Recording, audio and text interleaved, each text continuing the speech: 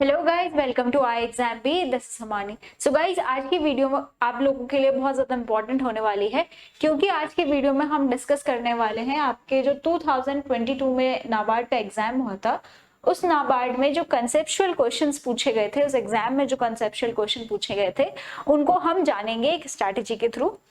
तो आइए स्टार्ट करते हैं आज की वीडियो। स्टार्ट करने सबसे पहले हमें जानना चाहिए कि क्या सिलेबस था। ठीक है, तो नाबार्ड का ने जो आपके लिए सिलेबस डिफाइन किया है, तो उसमें कुछ आपके टॉपिक्स हैं। वो टॉपिक्स कुछ इस टाइप से हैं कि एग्रीकल्चर, फिर इसका डेफिनेशन, ब्रांचेस कुछ इस तरह से हैं। ठीक है, फिर अगर आप बात करेंगे सॉइल एंड वाटर कंजर्वेशन की, तो उसमें सॉइल टाइप, सॉइल फर्टिलिटी, ये सारे आपके टॉपिक्स हैं।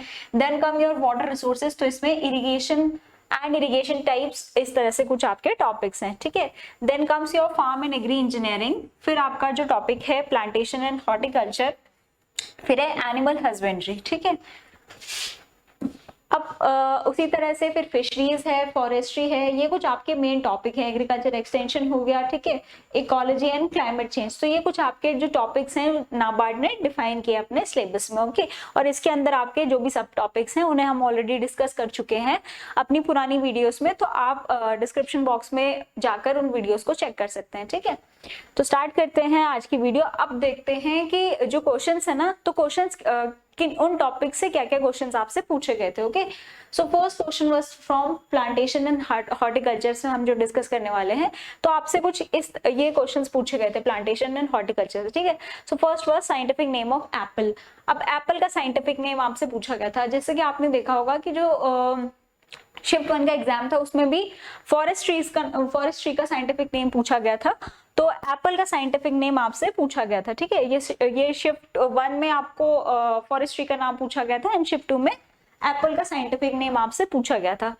फिर आपसे पूछी गई थी मतलब एक स्टेटमेंट दिया गया था, एंड उसको आपको आइडेंटिफाई करना था कि वो हॉर्टिकल्चर की कौन सी ब्रांच है। ओके, तो जब आप बात करेंगे हॉर्टिकल्चर की ब्रांचेस की, तो आपको पता है कि पोमोलॉजी कौन सी ब्रांच होती है हॉर्टिकल्चर की, जो होती है आपकी स्टडी ऑफ फ्रूट्स। ठीक है, अगर आप फ्रूट्स को स्टडी करेंगे तो ये भी अगर आप देखेंगे तो ये आई थिंक जो आपके last to last year exam हुआ था, तो उसमें ही पूछा गया था कि स्टडी ऑफ फ्रूट्स इसको क्या कहते हैं। ठीक है, तो that is called as pomology.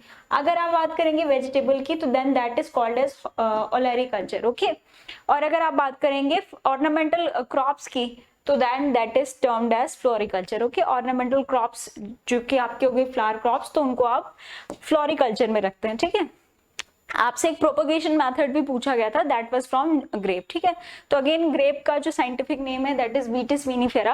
Apple का डोमेस्टिक नेम हो गया मेलस डोमेस्टिका। ठीक है, तो आपको ऐसे ही जो फ्रूट्स हैं उनके जो साइंटिफिक नेम है, बोटानिकल नेम है, उनको आपको याद रखना है।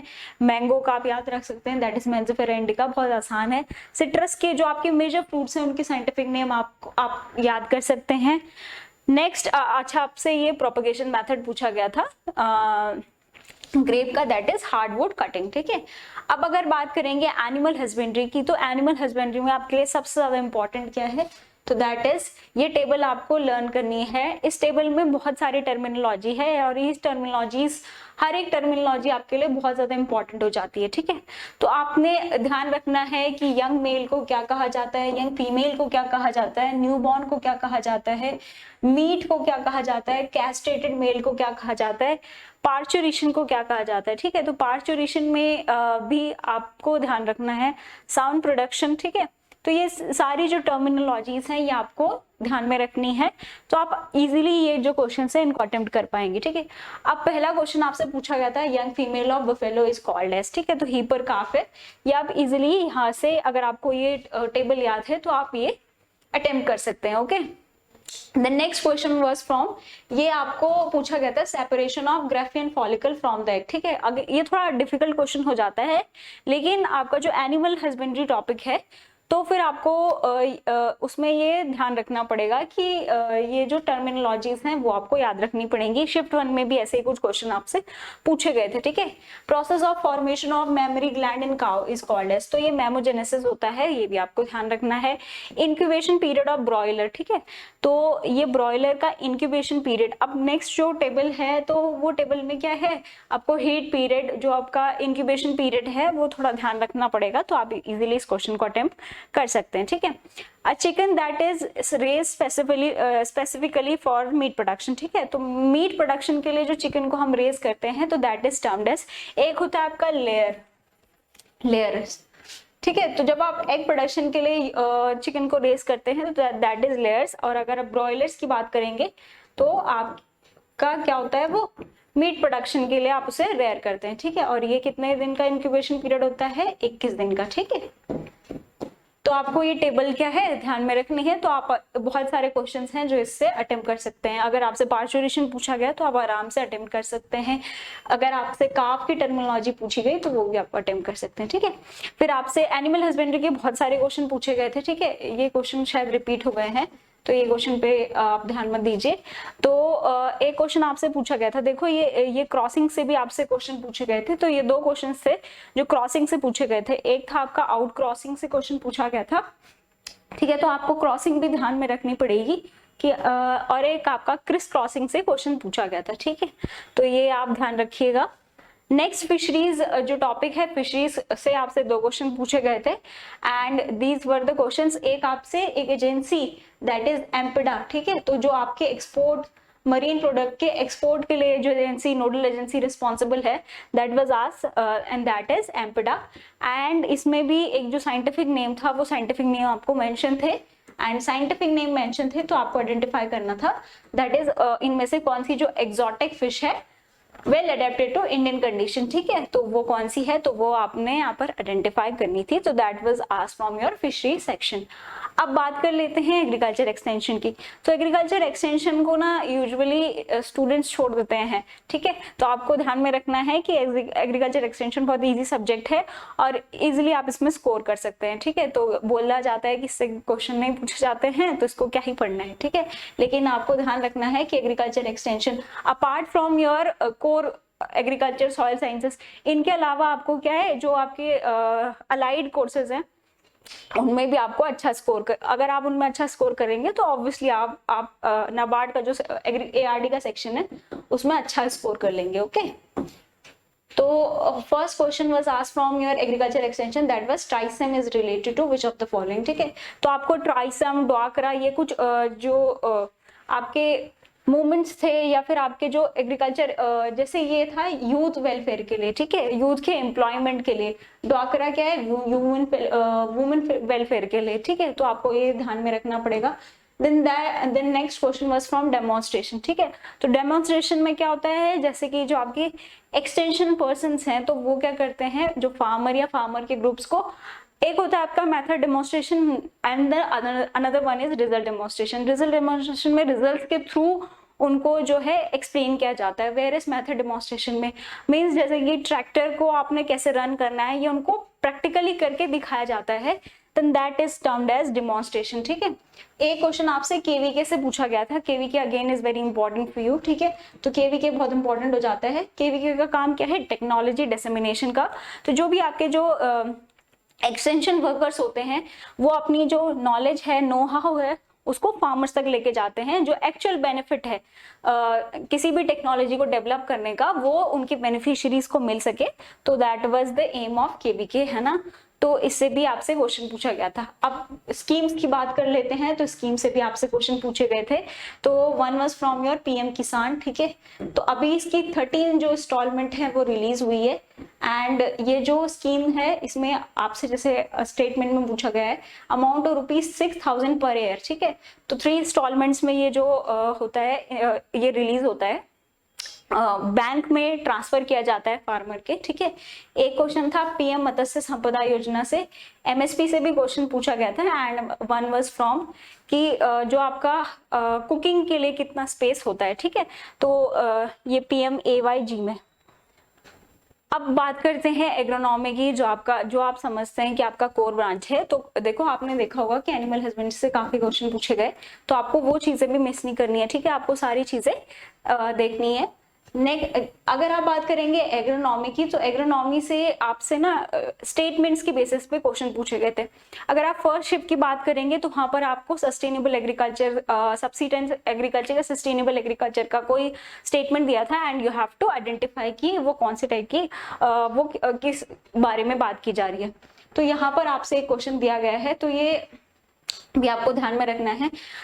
अगेन आपको जो एग्रीकल्चर की ब्रांचेस है, एग्रोनॉमी, एंटोमोलॉजी, ठीक है, फॉरेस्ट्री, तो इन सब का जो डेफिनेशन है वो आपको याद रखना पड़ेगा, वो आपको ध्यान देना पड़ेगा, बहुत कोई टफ नहीं है। अगर आप बात करेंगे प्लांट प्रोटेक्शन की, मतलब प्लांट को आप कैसे प्रोटेक्ट करते हैं, इंसेक्ट से प्रोटेक्ट करना है, इंसेक्ट के बारे में स्टडी करना है, तो अगर आप इंसेक्ट की बात करेंगे तो वो कौन सी ब्रांच होगी, दैट इज एंटोमोलॉजी।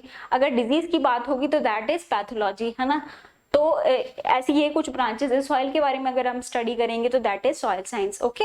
तो ये कुछ ब्रांचेस हैं जो आपको ध्यान रखनी पड़ेगी। नेक्स्ट इज स्ट्रिप क्रॉपिंग से क्वेश्चन पूछा गया था।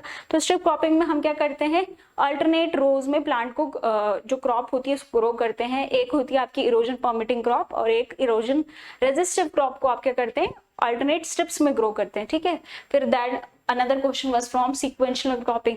तो जो भी आपके क्रॉपिंग सिस्टम है वो बहुत ज्यादा इंपॉर्टेंट हो जाते हैं आपके लिए। देख रहे हैं आप स्ट्रिप क्रॉपिंग, सीक्वेंशियल क्रॉपिंग, ठीक है।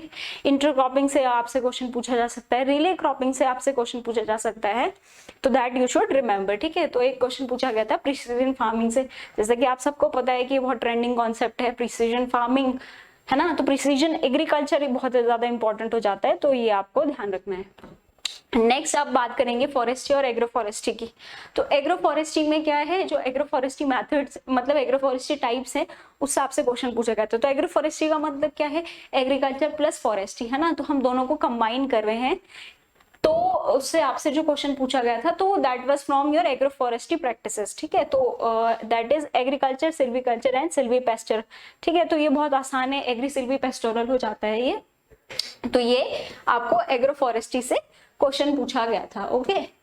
नेक्स्ट अगर आप बात करेंगे सॉइल एंड इरिगेशन की, तो ठीक है, ये दो टॉपिक थे, सॉइल और एक आपका फार्म इरिगेशन। तो जो सॉइल इरिगेशन है इसको हमने एक साथ ही रख लिया है। तो फर्स्ट वाज फ्रॉम योर जो सॉइल वाटर है, सॉइल वाटर से आपसे क्वेश्चन पूछा गया था। तो ऐसे ही कुछ क्वेश्चन आपको फर्स्ट शिफ्ट में भी देखने को मिला होगा। दैट इज फ्रॉम, मतलब जो आपका टॉपिक है सॉइल वाटर बहुत इंपॉर्टेंट हो जाता है। ये field capacity, hygroscopic water, gravitational water, तो ये आपने ध्यान रखना है कि अवेलेबल वाटर कितने से कितने तक की रेंज में होता है, ठीक है। परमानेंट बिल्डिंग पॉइंट किस रेंज में आती है, तो ये आपको याद होना चाहिए। नेक्स्ट फर्स्ट फ्रॉम एक इरिगेशन टाइप्स आपसे पूछा गया था कि आपको अनडिलेटिंग टोपोग्राफी के लिए कौन सा इरिगेशन मेथड है जो सूटेबल है ना। तो सब आप जब आप बात करेंगे सबसे ज्यादा इफिशिएंट कौन सा मेथड है, तो then that is your drip irrigation. जब आप एंडुलेटिंग टोपोग्राफी की बात करेंगे तो वहां पर जो सूटेबल मेथड होता है that is sprinkler irrigation, okay. अब आपसे एक क्वेश्चन ये पूछा गया था कि that was from your soil and irrigation mix, कि मतलब ऐसी कौन सी सॉइल है जिसका जो वाटर रिटेंशन कैपेसिटी है वो कम है और उसको फ्रीक्वेंट इरिगेशन चाहिए होती है, ठीक है। तो जो लाइट एंड हैवी सॉइल होती है ना, तो यहाँ पर वाला कंसेप्ट आ जाता है लाइट एंड हैवी सॉइल का, ठीक है। तो लाइट सॉइल कौन सी होती है, लाइट एंड हैवी का मतलब वो नहीं होता है कि वो सॉइल हल्की या भारी है, वो होता है resistance to the entry of implement, ठीक है। तो अगर वो resistant to the entry of implement ज्यादा है तो then that is heavy soil, और अगर कम है तो then that is light soil, ठीक है। अब बात करेंगे, देखो जो आपका सिलेबस है, सिलेबस में मेंशन नहीं है पैथोलॉजी एंटोमोलॉजी, येट आपसे क्वेश्चन पूछे गए थे पैथोलॉजी एंटोमोलॉजी के। सेम सिमिलरली आपको शिफ्ट 1 में भी ऐसे क्वेश्चन देखने को मिले होगा पैथोलॉजी एंटोमोलॉजी का। सो दैट वाज वन जो जिसमें आपको ये पूरा सिट्रस के बारे में, सिट्रस प्लांट के एक डिजीज के बारे में आपको पूरा स्टेटमेंट दे रखा है and you need to identify कि कौन सी डिजीज है, ठीक है। तो इस डिजीज को आप कहते हैं गमोसिस, ठीक है। सिट्रस गमोसिस होती है ये। सिट्रस का अगेन नाम बहुत ज्यादा इंपॉर्टेंट हो जाता है, तो आपको सिट्रस का साइंटिफिक नेम भी याद होना चाहिए। अगर आपसे डायरेक्ट क्वेश्चन पूछा जाए तो बहुत इजी हो जाएगा टिक करने के लिए, ठीक है। अब ये जो क्वेश्चन पूछा गया था दैट इज फ्रॉम एंटोमोलॉजी, ठीक है। तो एंटोमोलॉजी से भी आपसे क्वेश्चन पूछा गया था कि बंची टॉप बनाना किस वायरस की वजह से ट्रांसमिट होती है। ट्रांसमिट मतलब जो उस डिजीज को स्प्रेड करता है, ठीक है। नेक्स्ट अगर आप बात करेंगे जीपीबी की, जेनेटिक्स एंड प्लांट ब्रीडिंग, तो जेनेटिक्स एंड प्लांट ब्रीडिंग भी सिलेबस में मेंशन नहीं है, बट स्टिल आपसे जो पॉलिनेशन से क्वेश्चन पूछा गया था, ठीक है, सेल्फ एंड क्रॉस पॉलिनेशन, तो आपको पॉलिनेशन से क्वेश्चन पूछा गया था। And another thing is seed से भी आपसे क्वेश्चन पूछा गया था, जो आपके सीड टाइप होते हैं, न्यूक्लियर सीड, ब्रीडेड सीड, ठीक है। तो इससे भी आपसे। That's all for this video. Thank you for watching the video. अगर आपको ये वीडियो अच्छा लगा हो तो हमारे चैनल को लाइक कीजिए, वीडियो को शेयर कीजिए एंड इसे मैक्सिमम से मैक्सिमम ज्यादा शेयर कीजिए। जो भी डाउट्स हैं उसे कमेंट सेक्शन में लिखिए। हमारी साइट पे मॉक टेस्ट अवेलेबल हैं, आप उन्हें अवेल कर सकते हैं, अपनी प्रिपरेशन को चेक कर सकते हैं। ओके, तो that's all for this video. Thank you for watching the video. Have a great day ahead.